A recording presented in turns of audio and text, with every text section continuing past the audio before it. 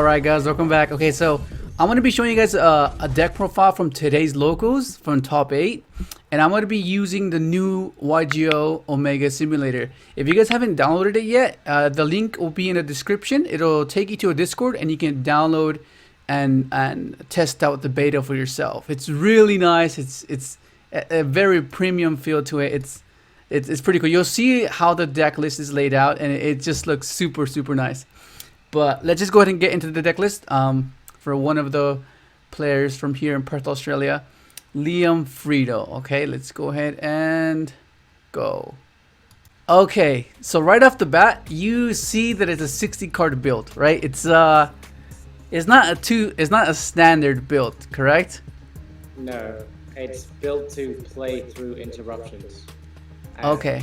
Like push. So at face value, right? Typically, standard builds don't play more than they don't max these guys out, right? They don't. They just don't. They just play like 2 and 1, or like they prioritize the alpha, right? Yeah.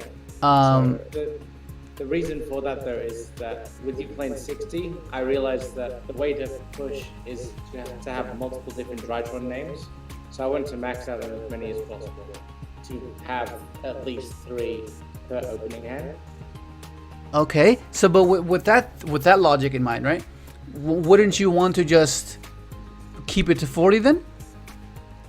No, because all of the cards essentially are rotors for each other. So you want your cards to serve multiple purposes. Like that's why there's 3 Manju, 3 Cyber Petite Angel as well. So yeah, you want all the cards to search each other, so all your cards serve multiple purposes. And you also want to fit in cards like the Dragoon engine as well as talents as well, so the cards like that to be able to maximize your push potential and also be able to play consistently. Okay, because that's one of the things that some might question, right? They'll be like, why not just play 1 of each and minimize the card count to see these particular cards, right? But I think more so the whole approach to this is utilizing these 6 cards, correct? Like the desires and the talents. So if you get interacted with, this is basically you're drawing 4 essentially, right? Because the desires and the tactics. That's right. Yeah. So it just allows you to put up more resiliency to hand traps or to interruptions. Because what I was finding when I was playing 40 was I was getting hand trapped once and I just had to end my turn all of the time if I didn't draw multiple names. Yeah. So I just wanted to maximize on the number of names I had and also be able to get the most power out of it. That's why there's desires and talents in the deck and upstart as well. So you can just basically just draw and play to continue to play and not necessarily care about the hand traps. Yeah, that's something that we were noticing when we were testing. Like I would do a particular interaction on a Ben 10 or on an alpha, and it would make it'll put you in an awkward scenario where you would be like really depleted, and then you'd struggle to get to establish any sort of like board, right? But the fact that if I interacted, like after we tested with these guys, is like after I interacted with you, you're like, okay, that's fine. I'll just draw 2 and then draw more of the extenders, which is what I prevented you from getting to, and that's just like insane. Like Drytrons with their any standard hand with a draw 2 with the +1, it's insane. It's insane. It can also just draw you into like a prep, which gets you a Ben 10, which lets you play again, or gets you further into your deck, so you can draw like the cards that let you put up the interruptions back. So even if you can't kill them, you still end on some form of interruption.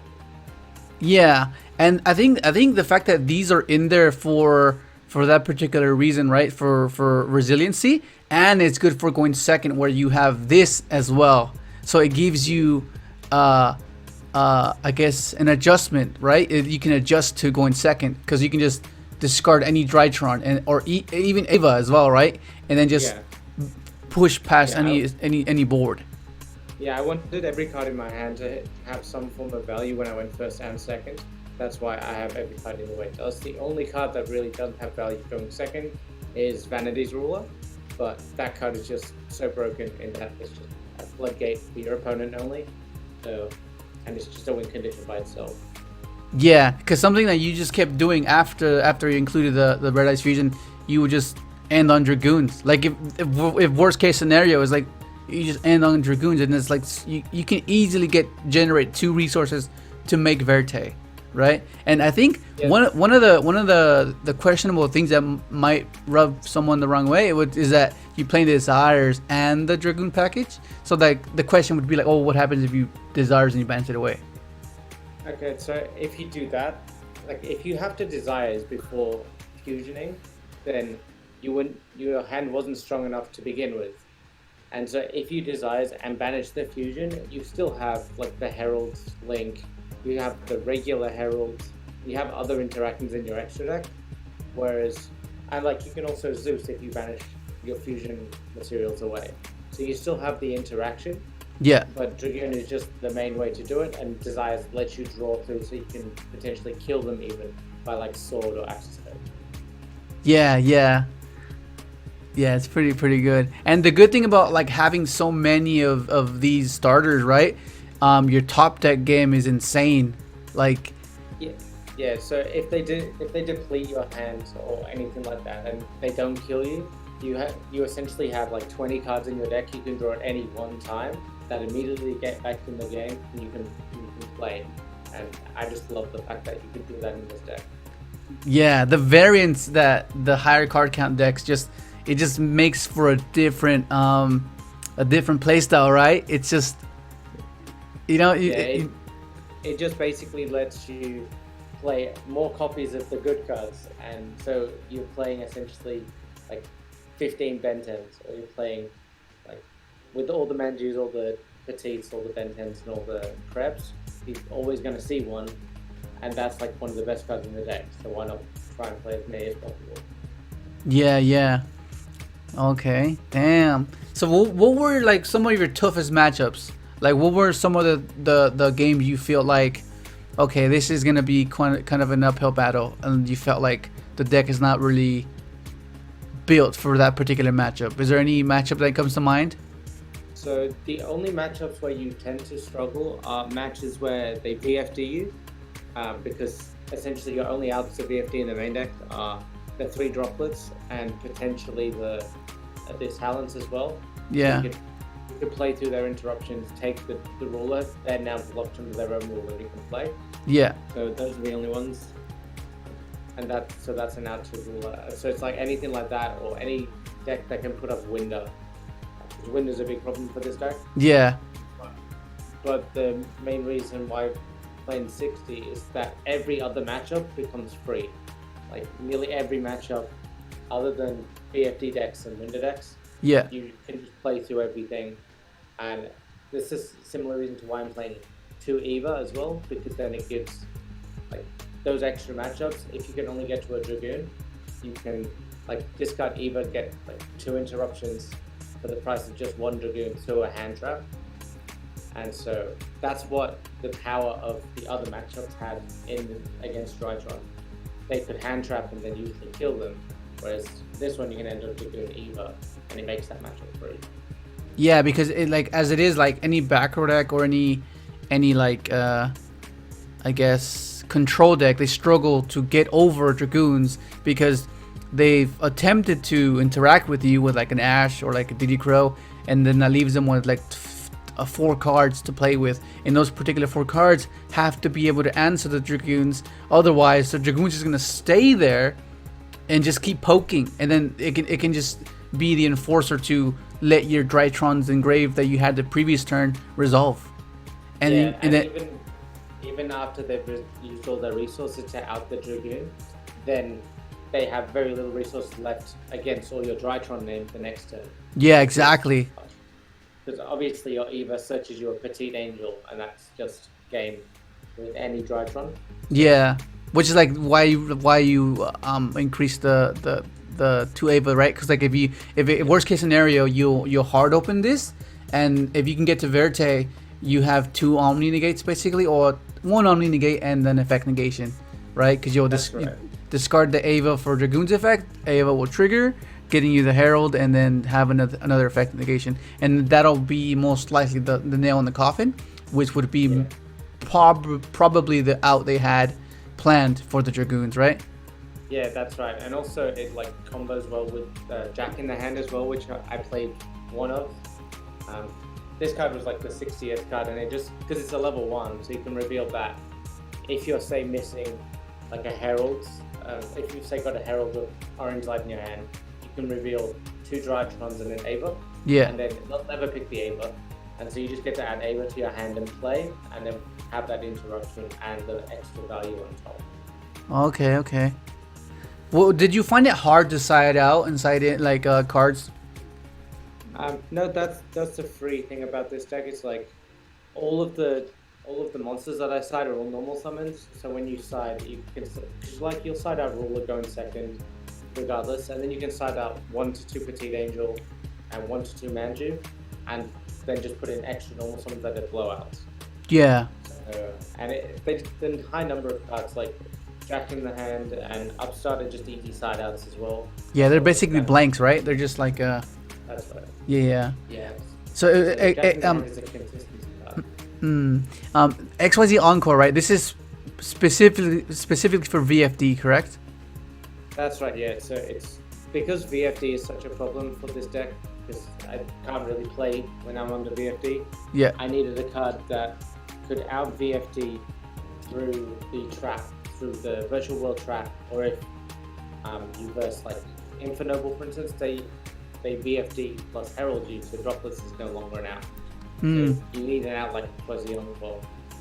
And that was when I played this deck in an online tournament the night before. Yeah, the Cody one. Cody's Yeah, that's right. I lost twice to Infernoble because he just ended up VFD Herald, and I just didn't draw Encore, and I drew Droplets. Yeah, that was unfortunate. You're so close. Keeping in mind, this was meant to be something else, correct? Yeah, that was meant to be Cammy on the Time Lord. Yeah. Yeah, but I couldn't get access to them for locals today, so I just put in Psyblocker, because Psyblocker is essentially out to any problem monster, so it outs like Vanity's Ruler. It can technically bait Dragoon. Yeah. Off just normal summon that you play normally, and it's fine. It can out Herald of Ultimate as well, baits and negate out for that, and it can also negate back row floodgates as well. So yeah. Already face up like Master Restrict and yeah.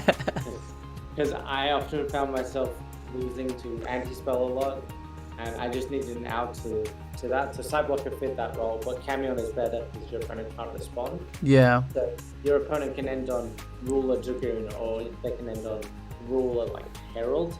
You can normal Camion, and it just outs the whole board, and they can't respond even to an orange light. Okay. And the Denko's right, just purely for back row. Like that's right, yeah.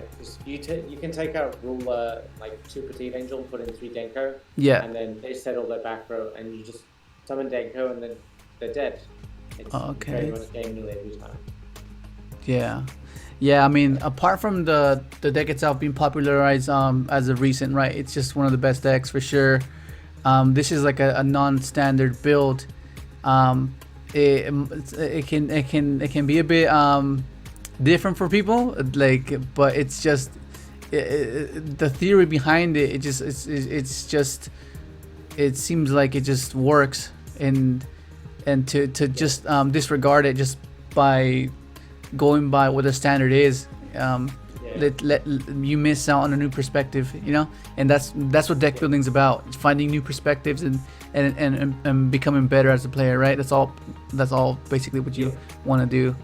And it's not uncommon in this deck to have 4 live cards in your hand and then 1 extra like desires or talents or whatever. Yeah. And then so you just play with those 4 cards. They all gain you extra value, and then you just end with a Dragoon as well at the end. So this deck is incredibly consistent. I've only ever bricked with this deck once, and that was because I drew too many like Droplets. Yeah. Things like that. I just drew too many of those and didn't draw enough energy. Yeah, so there was 5 rounds of Swiss today. Then we cut to top 8. Do you remember Do you remember your 5 matches? Your 5 matchups? Yep. So round 1 was a Drytron Mirror, and The only reason I really lost game 2 was because Cyblocker was Cyblocker and not Camion.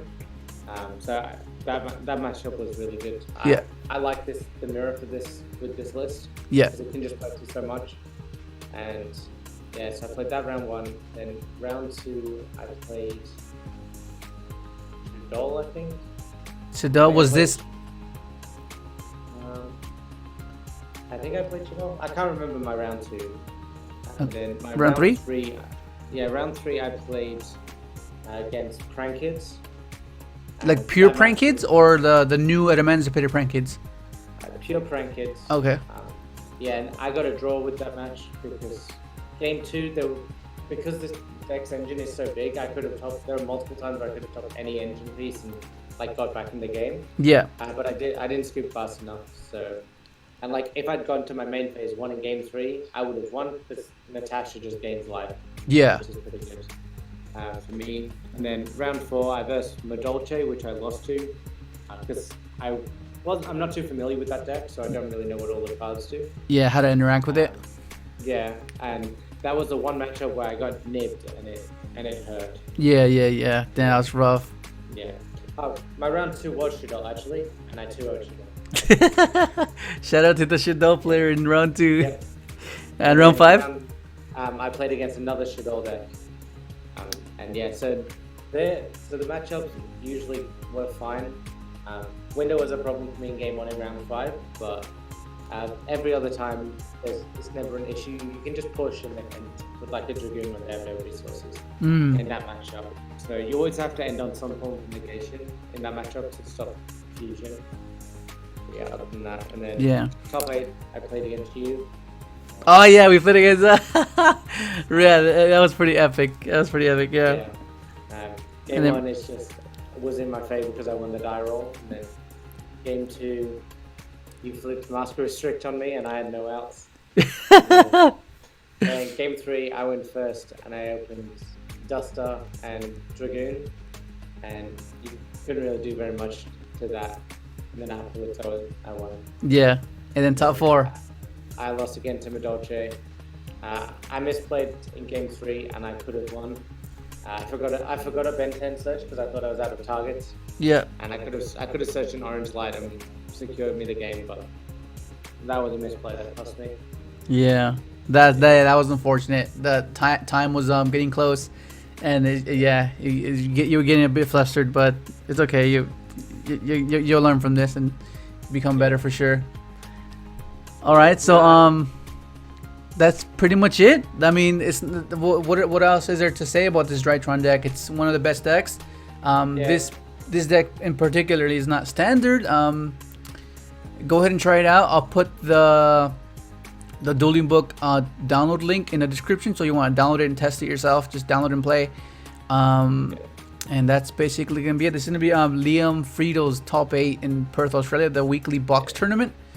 I'm gonna try and see if I can get more of these deck list up every week, because these are pretty interesting to talk about, because it's a new perspective. It's a different perspective, right? It's new, something fresh.